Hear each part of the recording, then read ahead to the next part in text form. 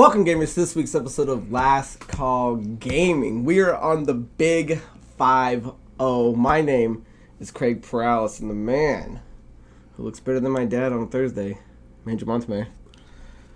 Paina stands for party. Hey, Nalu means surfing. So if you guys can see, we have always been big fans of Konas. I didn't know. I don't really know how many there are. We're just big fans of Big Wave. Andrew bought the Kua one. Kenai, the island one. Don't mean to mispronounce it. But this is the longboard one. And it's cool because it's just like Snapple caps. They got cool little things on the back of them. These are like Hawaiian words that'll tell you what it actually is. So. I'm pretty sure they probably all do, and we just never looked at the lids of the other. Really? Because I'm sure... I mean, I don't play with much around here. It's, that cap, I was like, oh, look, there's something neat. So if you guys do want to grab a beer, like always, pause the video, run out and go grab something, drink along with us, or drink at your own convenience. This one does sit at a 4.6, so not too shabby. A light taste, nothing that hurts the throat. Again, I gotta say, another home run for Kona for us. Yeah, no, so far I haven't had a bad one of those, so I think they're actually great.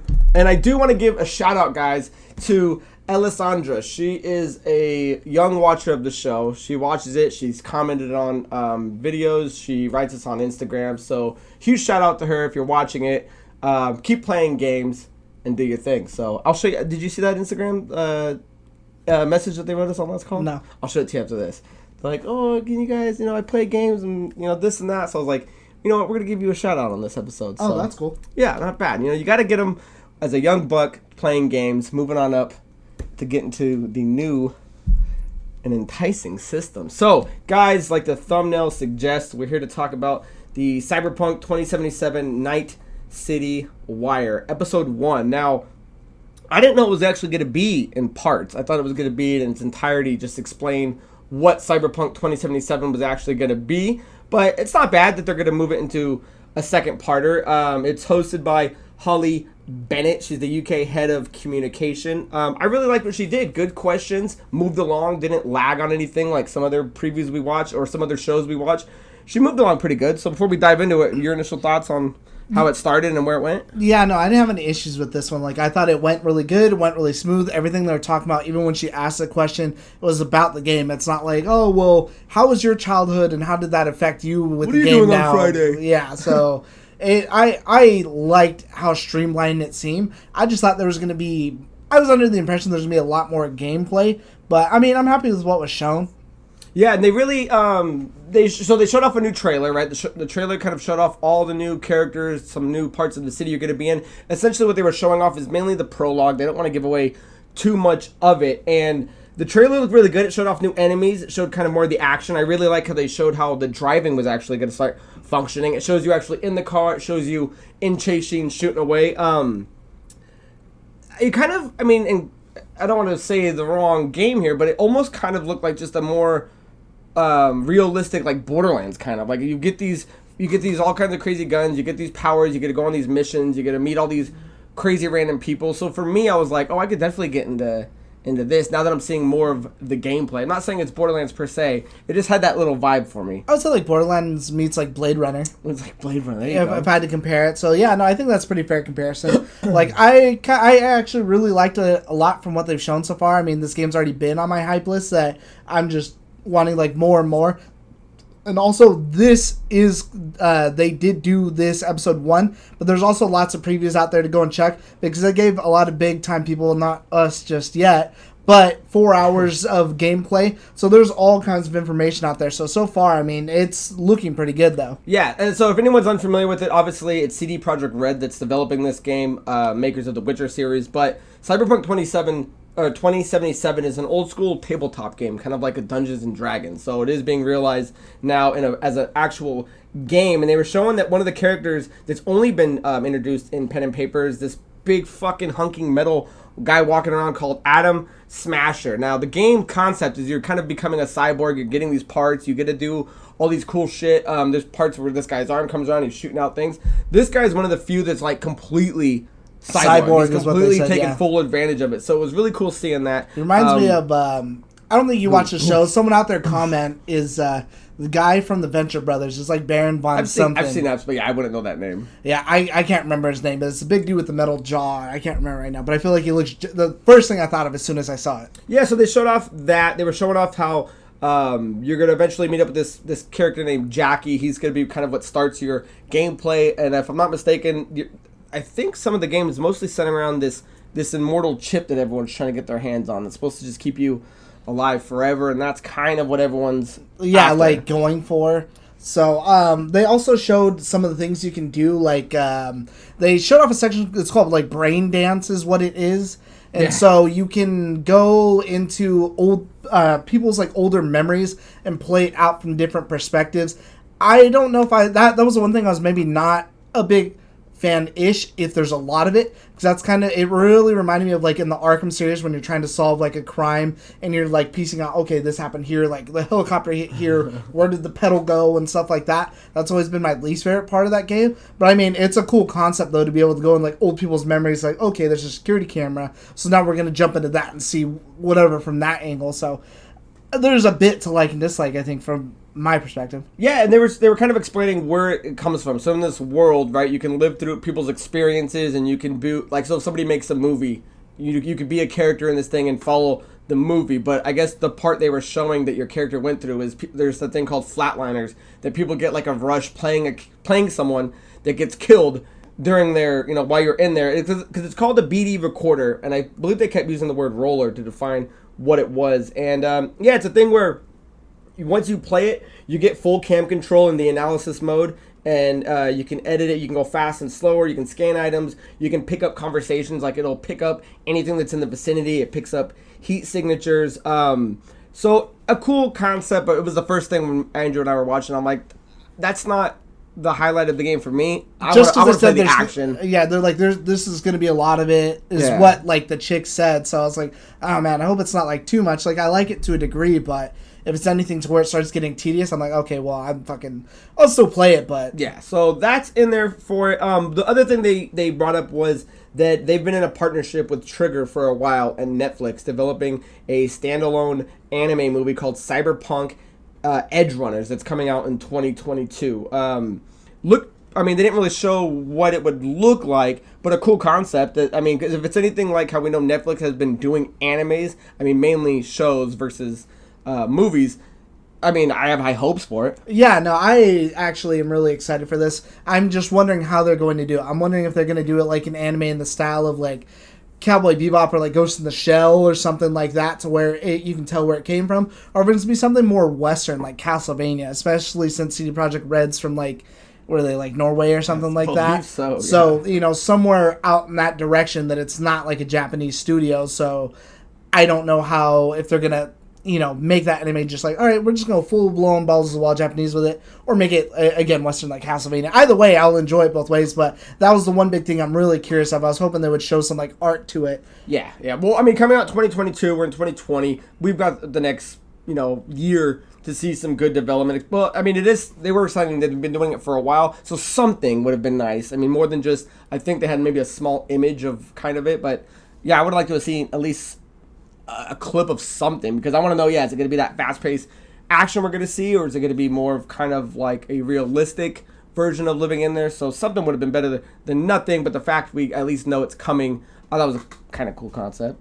Yeah, so I'm pretty excited for that. Do you have anything else that you want to talk about from the episode? The only thing I got to say is, not knowing that it was episode 1, at the end when she ends it, she says, we got episode 2 coming in a couple of weeks. I thought they were going to maybe get to piece this thing out episode by episode, maybe week by week, because it was only 25 minutes, and it is some good interviews. So if you guys do want to see what they were talking about, we'll leave the link in the description. But, a couple of weeks, that's just kind of a weird number to throw on it. Like, oh yeah, here's episode 1, and in 4 weeks we'll give you guys episode 2. I think I would have preferred it like all at one time too, maybe like an hour-long demo or something like that. This was only 25 minutes, unless you're watching something else like a pre and post show. But something I want to throw in from going around and reading some of the previews is, again, it seems like the customization here is just absolutely key. Not just from the character, but even some of the story stuff. Even if it seemed like no matter what you do, they said there was a few different people you can start as.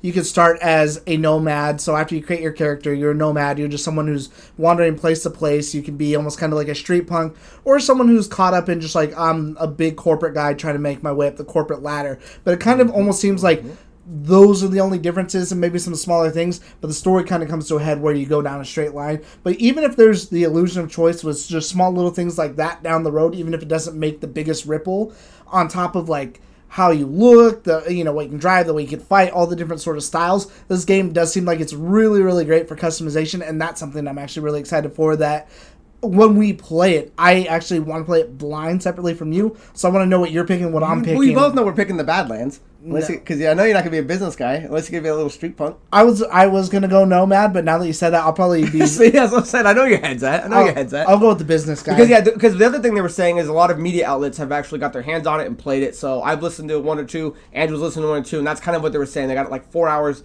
of game time on it. So if you do want to check out other outlets just besides the Night City Wire, other outlets are actually playing it. So you can actually get some pretty good, at least decent beginning reviews on it. Yeah, and it's not doing too terribly. I mean, everyone's saying, I don't think anyone's complaining about the game. Yeah, I think the only thing that some people said, like Ryan McCaffrey over at IGN was saying, like the driving felt like a little bit stiff and like kind of off. But again, it was nothing major. It's all anything that I've seen anyone say is wrong with the game is it's all small things that could just be buttoned up on the way to, it doesn't come out till November. So they've got more than enough time to make this thing, Right, yeah, because it did get pushed back to November 19th. So tons of stuff they're going to be coming out with it, and again, maybe their episodic adventure is just going to sprinkle it all the way until we get closer to fall, and which is fine.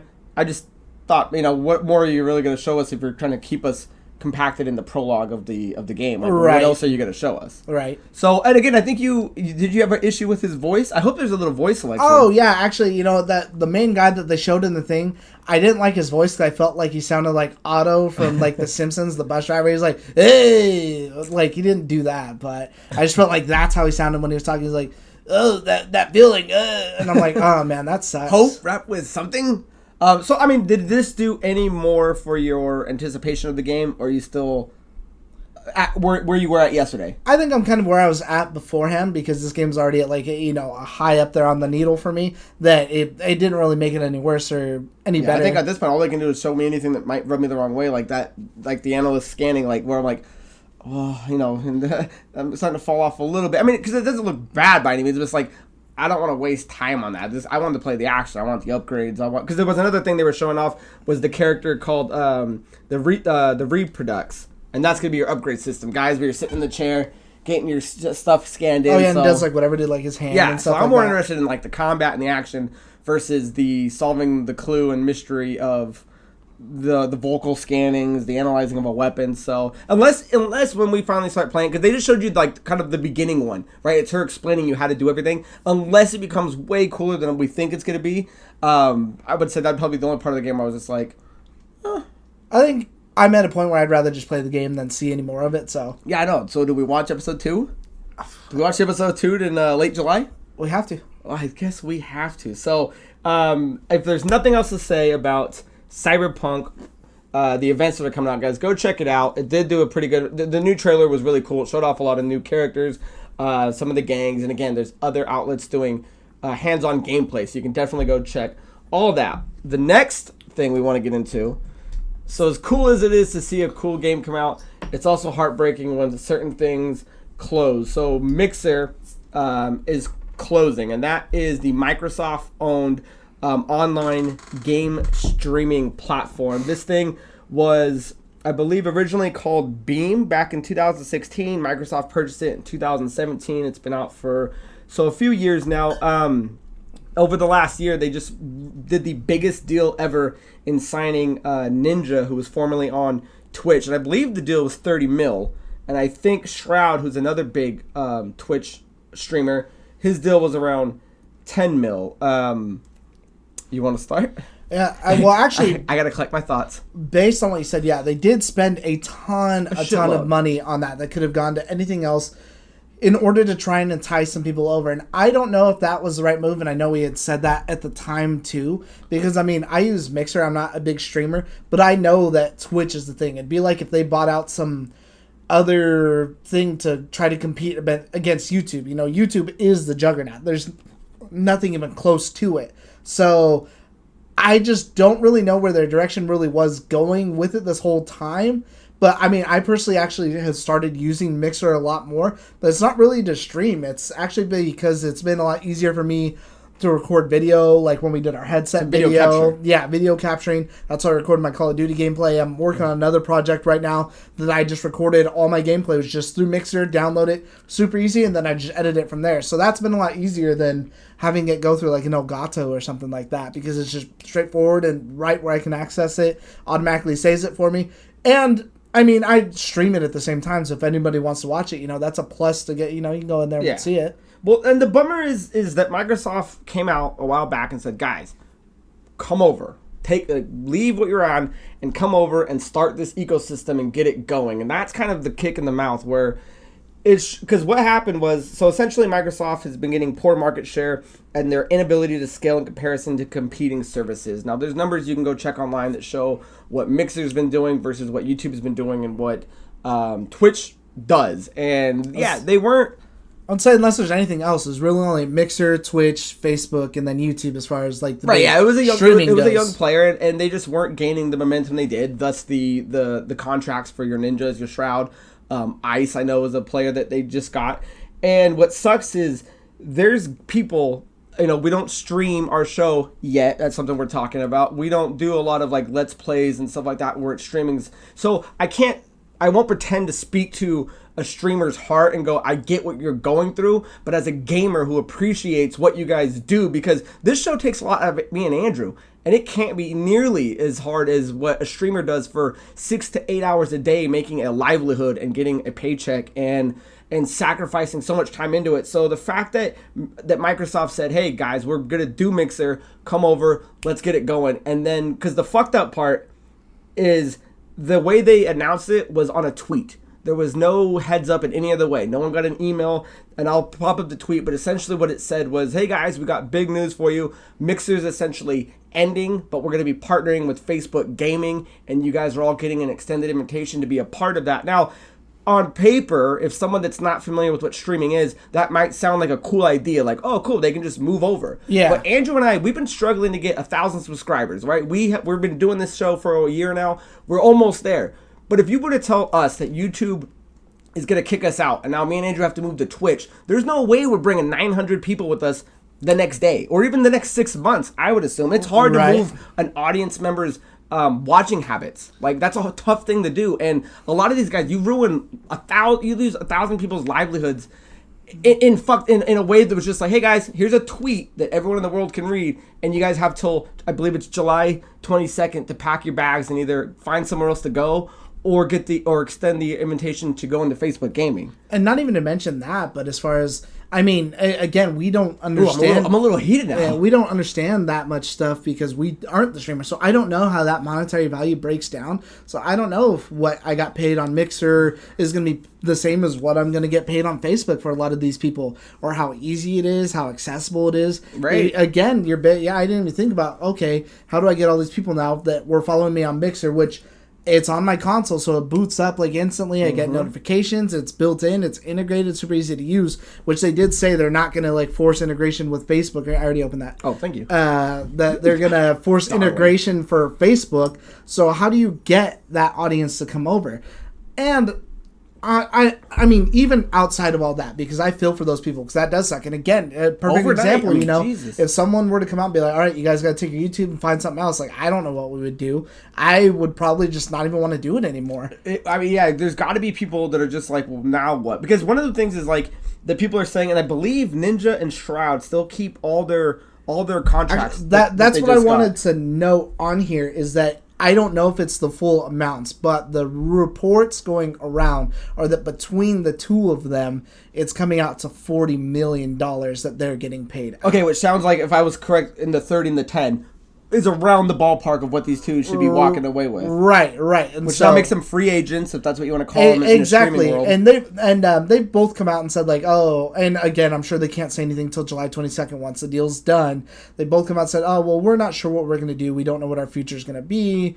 yada yada. I can guarantee you they're not going to go to Facebook and start streaming there. They're probably just going to go right back to Twitch and pick up that audience. I don't think their Twitch accounts are disabled, so I'm sure that not everyone disconnected. I thought Ninja canceled his due to like toxicity that he was getting in comments and stuff like that. Oh, maybe he might have. Which may or may not be, because again, I don't watch too many streaming, so I don't really know the backbone of that. All I can say is, looking at it on paper, you got these guys who did get these big deals, and here's what I don't get is, if Microsoft, okay, it's been a couple years, I get if you didn't grab the attention that you wanted, but you're a fucking $1 billion company. You can sustain $100 million loss, and just to get this platform to grow. I mean, you can't just throw in the towel after 3 years because it's not as big as the biggest fucking streaming service as Twitch. So it's like, I don't get I don't see where it's coming. And they were saying Facebook Gaming is going to be a part because they kind of had something tied in with XCloud which is kind of a fucked up thing to say. I just don't get where they thought, okay, well, because that deal with Ninja happened within the past year. Yeah. If after 2 years the biggest deal ever, your market share isn't what you thought it was going to be, you think that Ninja was going to bring over a bunch of people, like, there's no way that would have happened.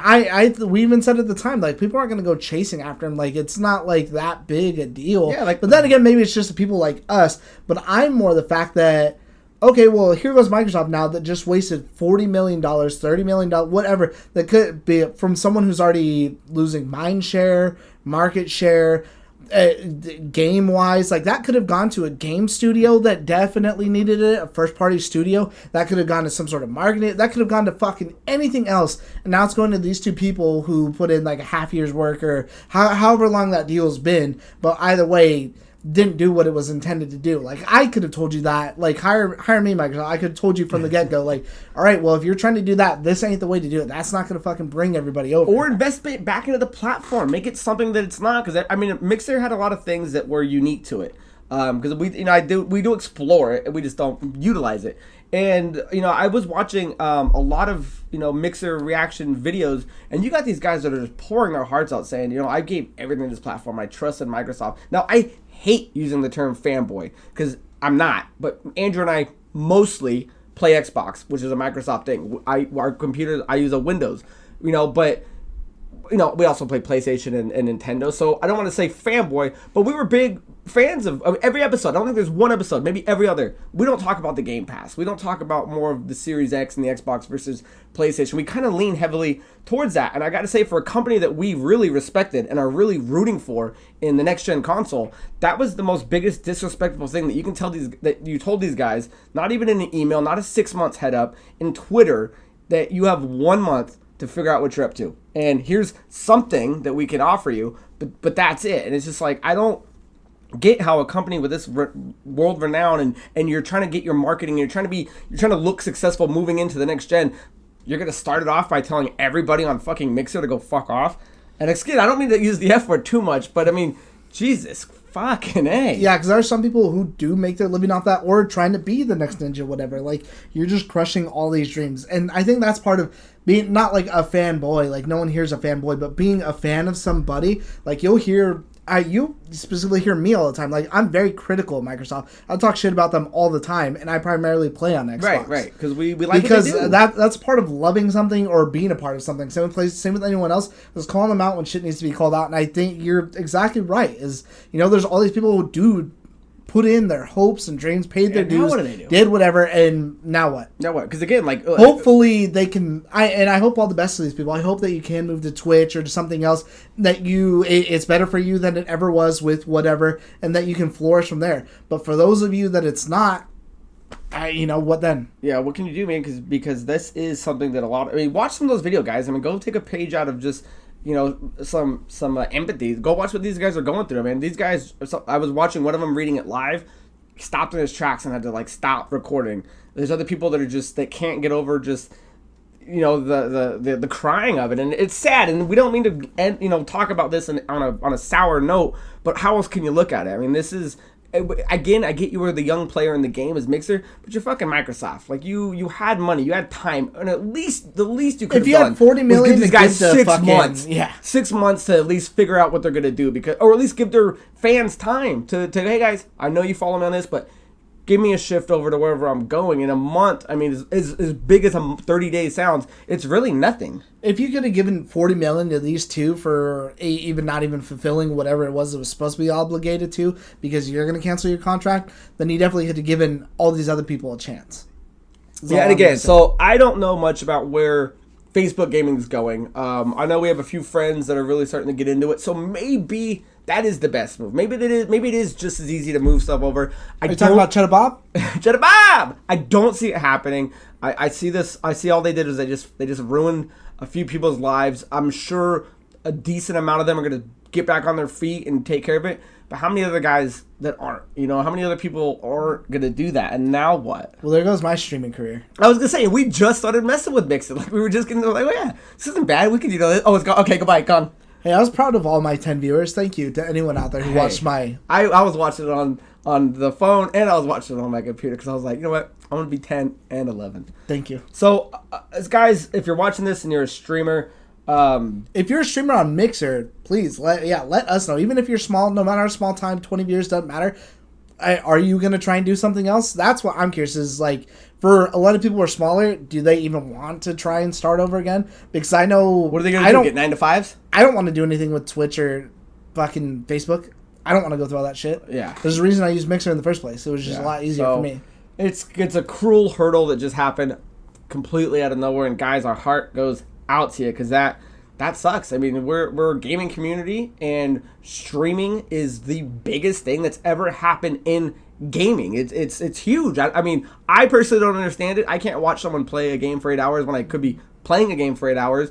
But I understand the audience is clearly there and spread over platforms. So it's like that base is there, and to just eliminate one like that with no heads up is a kick in the mouth, man. It sucks. Yeah. And it's a slap for Microsoft, man, a company that we really like. It is very all of a sudden, but who knows? So, leave your comments, guys. If you got happy thoughts and you want to talk about CyberPunk, leave those in the comments. If you were a streamer, or you know someone that was streaming, or you got something you want to say about it, maybe Andrew and I are missing something completely.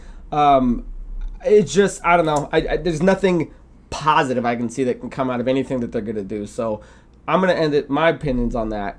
Anything else you want to add on the Mixer? Well, I just think that we riff.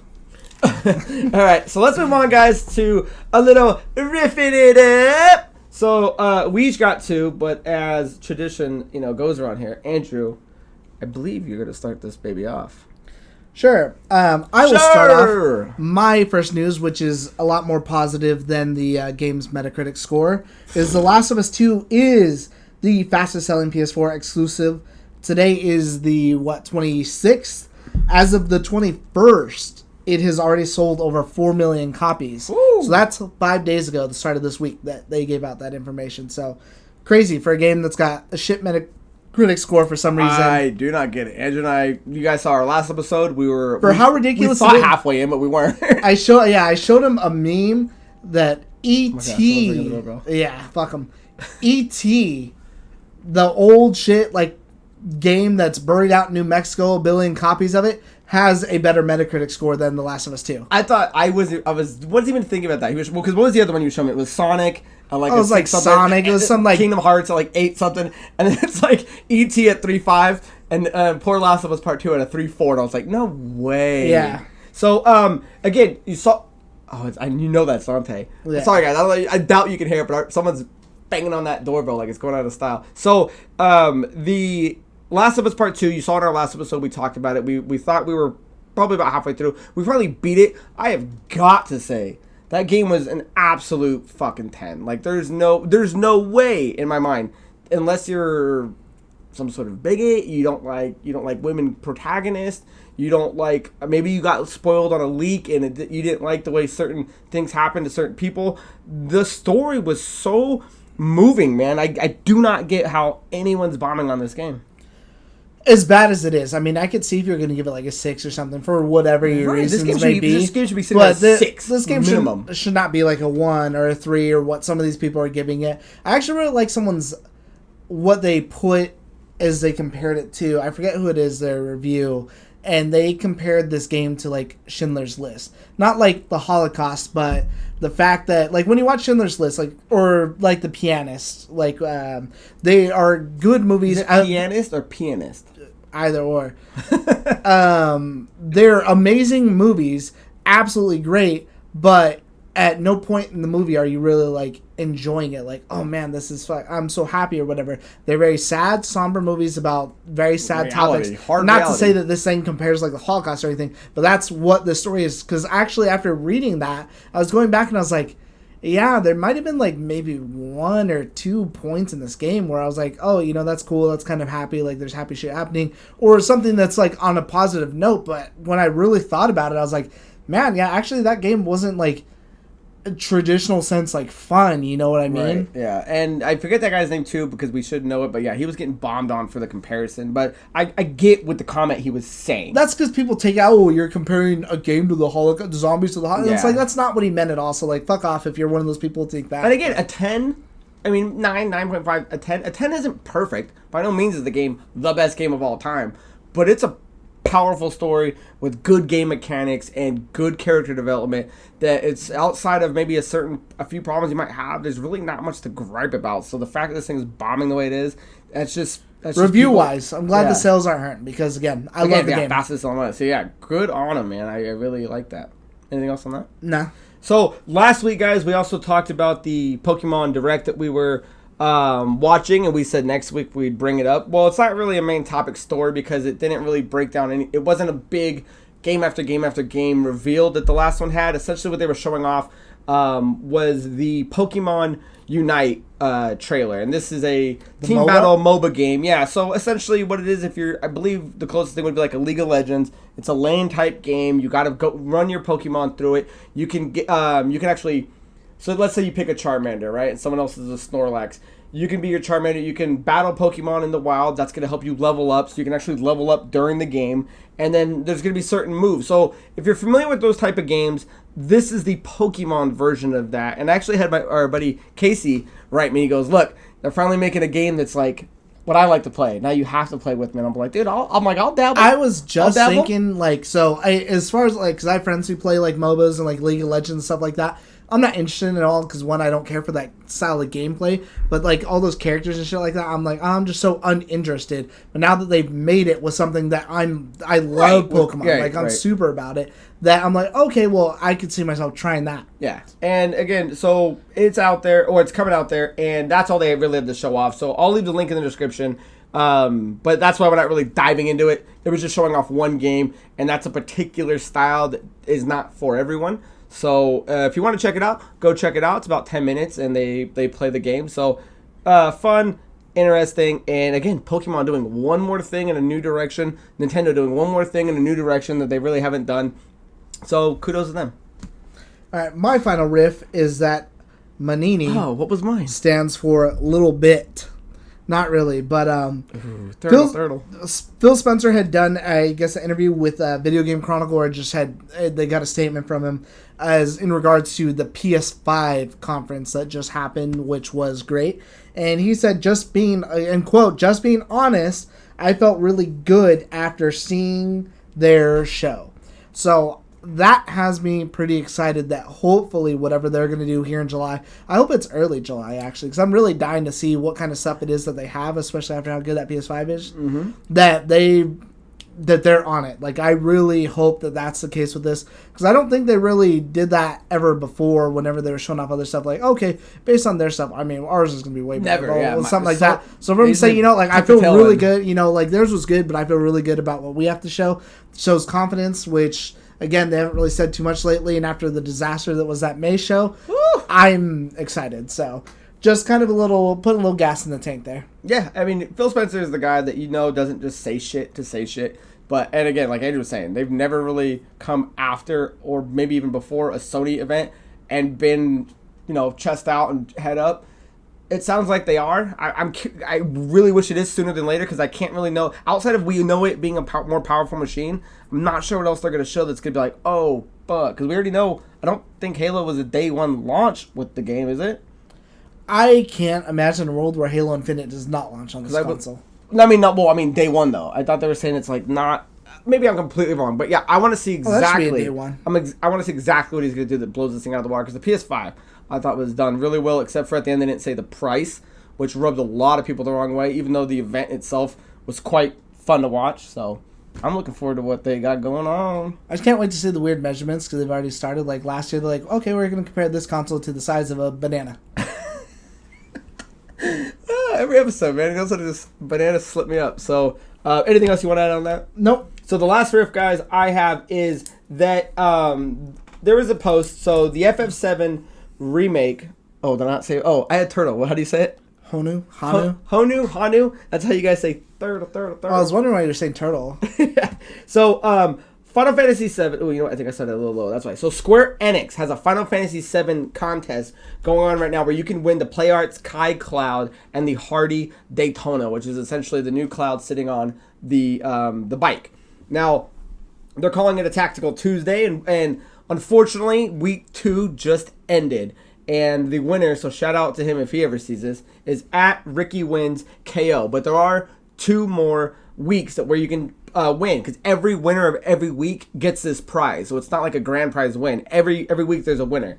So what you got to do is post a Final Fantasy VII Remake combat footage on Twitter. And you got to tag and follow at Final Fantasy VII and use the Roman numerals.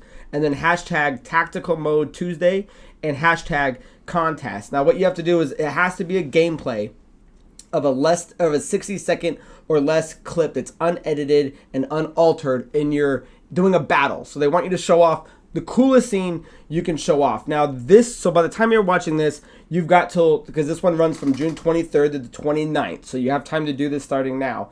And so you have to go into chapter 8 of the game and show off a battle. Then the next one is going to be June 30th to July 6th. And that has to be in chapter 10 of showing off these battles. So if you want more details, go to the Square Enix website because they'll clearly go over everything. But past episodes, if there's something to give away, guys, I'd like to let you know. And Final Fantasy VII, Andrew was like, how come you don't enter? And I was like, well, shit, how come I don't? So maybe I will. But that does look pretty cool. That out. Statue is really nice. That statue's banging. And I'm sure there's a picture either up by now or then. And I remember I read it and I was like, because when I read it, I just read the story. I was like, what the fuck is it? Something Daytona. And I Googled it and then it showed me. I was like, oh. I was like, that bike has a name? Oh, I never knew the bike had a name. And maybe they just named it for this one. But yeah, the Hardy Daytona and Cloud sitting on that thing like a beast. So if you are a Final Fantasy VII fan, there's a chance to win something cool. So, speaking of giving something away cool, guys, you have hung in there with us.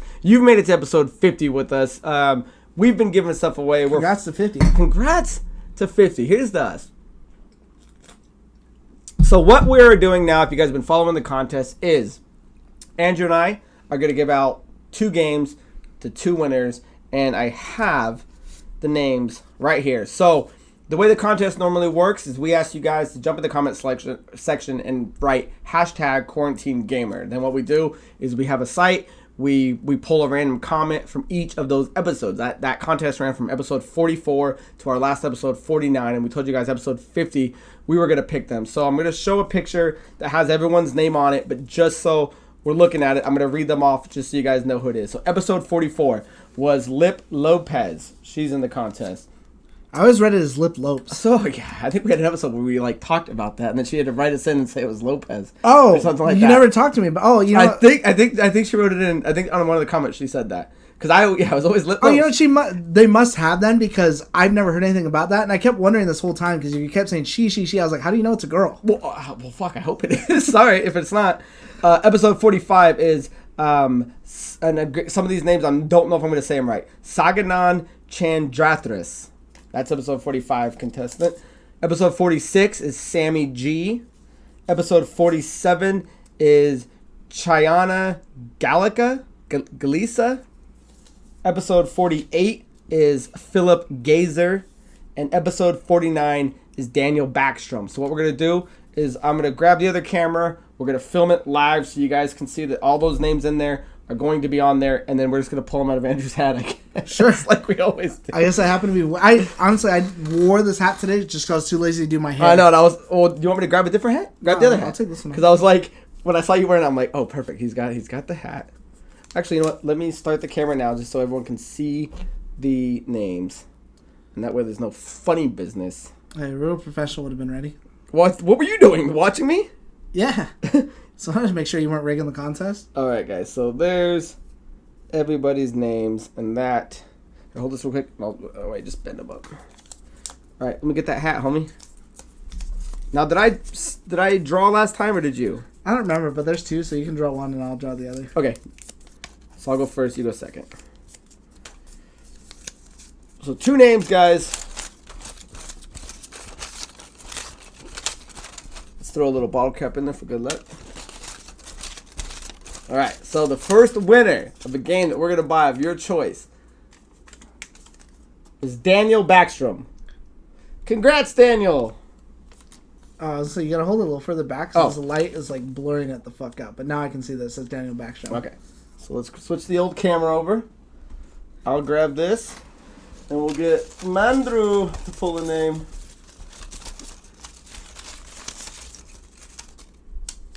Alright, what do we got? Who's our second winner? This winner is Chayana Gallica. There it is. Awesome. So let's put that aside. I'll stop this.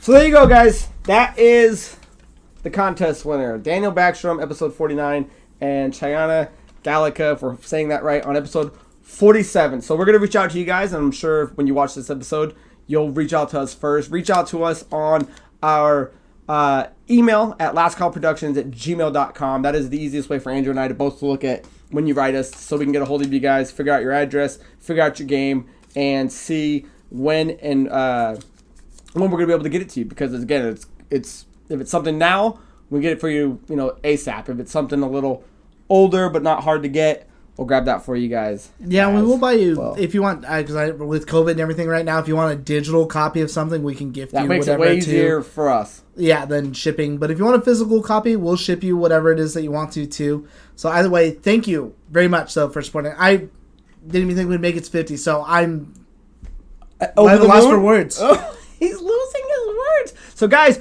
again, we were saying. We don't fuck around with the contest, guys. We were going to give stuff away, and all we asked was that you subscribe, leave it in the comments below. Our comment section isn't huge, so you have tons of opportunities to jump in and win, and this just shows that 2 winners just got that. So, Andrew, are we going to mention anything else this early or no? No, we do have another contest. We already know what it's going to be. It's actually going to be a really big one, probably the biggest one that we've done so far, and we just got to wait for a few other final pieces of information to come out before we can decide on that. Mm-hmm. But why don't you tell the kids what your new mixer that's coming out soon? You gonna want to tell them what you're playing or no? Oh, sure. I'm in the process of actually mixing down a video. My next thing for anyone out there who's a Resident Evil fan, I actually made a S-rank guide for Inferno because I know a lot of people were struggling with that. So I made it. I actually just have to dub it and put my narration over it, and it's pretty easy, straightforward. I'll narrate you through the whole thing, give you heads up on where enemies are going to be for the different placements, the best kind of tactics to use around certain things, and just certain methods. And again, I go over what exactly it takes to get the S rank, so what's going to be the easiest way for you to get it, accompanied by the video, so you can just follow my video bit for bit for bit. And if you follow it, you should have plenty of time. So for anyone who's an achievement, trophy hunter, anything like that, I'll be putting that out for you. Nice, lovely. So guys, again, Andrew and I are trying to reach 1,000 subs, so we appreciate you guys getting us as far as you have. So make sure you guys like this video, make sure you subscribe to it, make sure you follow us on our Instagram at LastCall Productions. Make sure you follow us on Twitter at LastCall PRODZ. Write to us if you have questions. Oh, you know what? We do have questions. So that's a perfect timing. Let's jump into that. I almost completely spaced them. Do them real quick, and then we'll call it an episode. I will throw out. So if we get 1,000 subs before this information comes out, doing it nude. Before this information comes out that we need to kind of finalize whatever it is we're going to be giving away. If we get 1,000 subs before then, we'll tell you exactly what it's going to be, what the choices are going to be, and how we're going to do it. So if we hit 1,000, we'll at least give you that before we tell you when it will go live. But again, we need more information for the live part. But I'll give you everything else beforehand. So we got 2 quick questions, guys, and we can do these pretty fast and then end the episode. So our first question comes from Jabstab. And he asks, as far as multiplayer games go, online or not, what are you fellas strongest at? I believe he's talking about him. Halo 1, StarCraft 1, Call of Duty Black Ops, and beer drinking are just a few of mine. # quarantine gamer. This is a question that's really made. Me and Andrew were actually just talking about multiplayer games. I'm not really technically strong in really any of them. I play Halo with a couple people online. I've played some Elder Scrolls with Gino here and there. Mainly I play card games online. So there's no particular one where I would say I shine any more than anybody else would. But Andrew's a stud. So what would you tell the kids? I think it would just depend. I mean, it's hard for me to say because I feel like I'm kind of strong at a lot of the stuff that I play. So I mean, I play Battlefield online still. I go back, play Battlefield 4, Rainbow Six Siege, Call of Duty, PUBG, Halo. Pick one out of those. If you had to get rid of all the rest, what are you playing?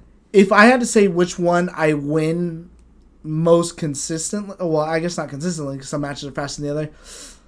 If I had to choose one of those to play forever over the rest of them, probably Call of Duty because Call of Duty says Call of Duty what? Oh, best one for me was Modern Warfare 2, but I do love Modern Warfare. Now, out of the same things you were naming, which one would you enter a competition in?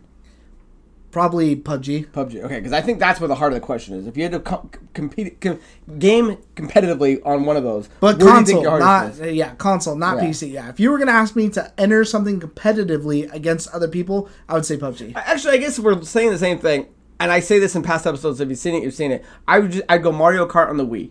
I could fuck some people up on that, and that'd be my. I guess that counts, right? Yeah. For online games, I'd play that. And if anybody wants my Nintendo code, all you gotta do is drop it in there. We can play Mario Party 8. Is that the new one? And we can play the new Mario Kart. So I'm definitely down to do something like that. Can you grab me one more while I read the next question? Yeah. And the next question comes from winner Daniel Backstrom, and he says, out of all the Pokemon games, what would be your favorite? And his is Pokemon Pinball on Game Boy. We've talked about Pokemon in a while. Actually, we tried doing a video a long time ago. It really didn't. What is it? No, it's weird. So out of all the bottle caps that were like not weird words, but like different, like not common English, this one says "talk story to chat." Oh god! So it's like English describing English. Yeah. Like, what's it mean? Oh, talk story to chat. Yeah. Gotcha. Yeah. When you say, "Oh, hey, let's talk story." Oh, that is an odd one. Chat, or they're talking story. I guess they're chatting. They're just talking stories over in that chat room. So I would say I always probably reference Pokemon Red as being my favorite because it's my first initiation into it. It was my first learning all about it. But if I had to put a gun to my head, I would say probably if I could toss it between Gold and Yellow. Probably Yellow. Yellow is because as a kid playing Pokemon, we were watching the show, and Pokemon Yellow came out, and it was the show in game form. I think Yellow was the hardest because you start off with that Pikachu going against Brock's gym. So yeah, I would probably say if I had to pick one, Pokemon Yellow would probably be my favorite. But Red will always be where the spark ignited.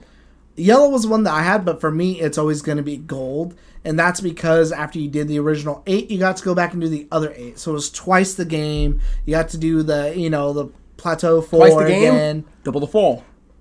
So 16 badges plus whatever, the final sections are for each thing. So I think that that would be, and outside of Gold's what sealed it. And outside of repetitiveness, they're all great. I don't think you can really name a bad Pokemon game. I mean, people may or may not like how small Sword and Shield were, but after the new, because I think I called it DLC last time, it's more the expansion pass. After everything that's coming out, they want to build up to a game instead of just giving you everything at once. I mean, what on the flip side, what would be the worst one? I would only say probably one of the, not White or Black. What was the Hawaiian one? Oh, the Aola one. I would say that just because I never played it.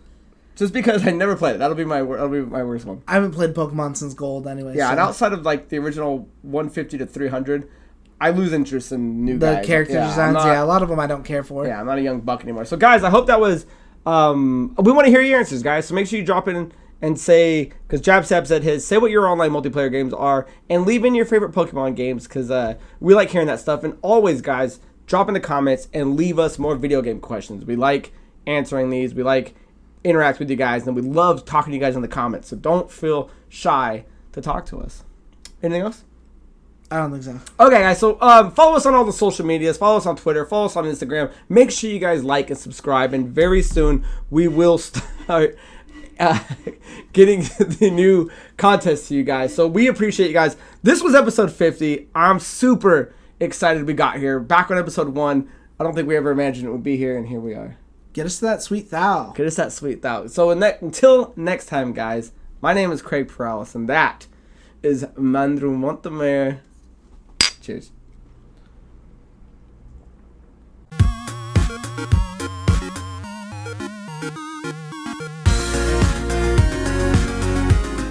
See him wearing a shirt that's not related to wrestling It's in that fucking documentary. USA. It's like the Blue Lives Matter flag, or like "Don't touch my guns." Did he ever like, "These serve or colors have don't family run." to serve? Is that why? I don't think so. Towards the end, though, too, he's like, yeah, my niece called me, so I answered the phone, and before the biggest, it was like the day, something before WrestleMania, like Mark Calloway. His brother died, and I was like, oh, fuck. Kane? His fraternal brother.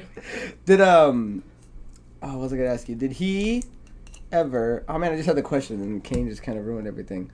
Yeah, I'm lost with Taker. Cause he's still, how many years do you think he's got left? I mean, he's officially healthy. retired now. I mean, but he's like healthy retired though. He's not like Yeah. some of these other guys that just look like dog shit. Actually, I don't know. You should see the documentary. At the start of that documentary, he looks like dog shit till he gets his like knee and his hip surgery or whatever the fuck it is that he does. Well, I wonder if him He's doing the moving much DDP yoga would help him out, like it did fucking Razor Ramon. Dude, there's one. I didn't know he wrestled like Goldberg, but Goldberg like goes to like jackknife him, but he can't even like get I him was like, up. Goldberg, who the fuck is Goldberg to lift up fucking... So Was that Dusty Rhodes? He goes to jackknife him, but he can't even like get him up all the way, so he's just going for a suplex. But even the suplex can't even get him. So when he comes down like literally just below like the top of his fucking spine, man. It's bad. And then when Taker goes to like fucking tombstone him, like Goldberg, I think like slips out of place. So Wait, you say Goldberg or Gold Dust? Goldberg. Oh, I thought you were saying Gold Dust. And I was like, is Gold you remember- who's Gold Dust jackknifing? I know that's who Gold That's what I Dust said. is. I'm like, Gold Dust can't fucking lift up Take. I was like, I don't remember that match. That's what I was like, what the fuck are you talking? Who the fuck is Gold Dust gonna jackknife besides like the Hurricane or Oh, something? no, okay. It's Goldberg. Okay. Yeah. Dude, Gold Dust has always been fat as fuck in that suit, too. And just... Yeah. Remember how, like, sexual, like, WWE was? Well, the Attitude Era. Remember, there's a... Val Venus will never exist ever again. And then there was Mark Henry doing the sexual chocolate. I didn't know he's in the Hall of Fame. Henry? Oh, and he's like the Undertaker's like really good friend. I guess they like live next to each other in like Texas. Their like kids hang out and shit. Like his daughter sees him, she's like, "Oh, hi, Mr. Mark." Do you remember when he was supposed to be with China?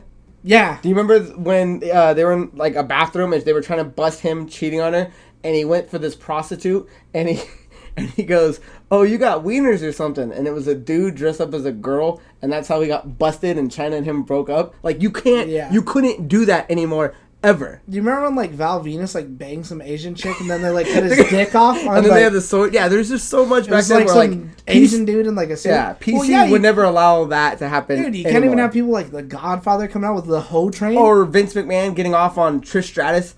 You know, when she's doing like the thing. It's like you can't. That will never happen. I don't even think he could have like the Kiss My Ass Club anymore.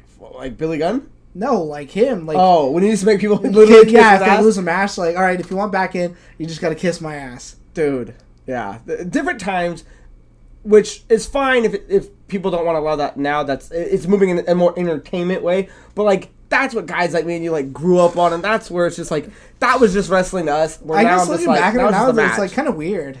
It's way weird. But at 9 years old or 10, you don't look at it as weird. You're like, whoa, this is like it's a show. But as a 30-something-year-old, you're watching, you'd be like, what the fuck is this? They like made it part of like the games though, because like I don't know if you ever played like SmackDown vs. Raw. I fucking and like do you I build have SmackDown vs. Raw? No, I don't know why you're looking at 64 I as a know, PlayStation. but I was just looking at all my 64 ones. But like you build your own guy and then you come up. SmackDown 2010. You start off as like a nobody, and so you're doing low level matches, working up to WrestleMania and shit.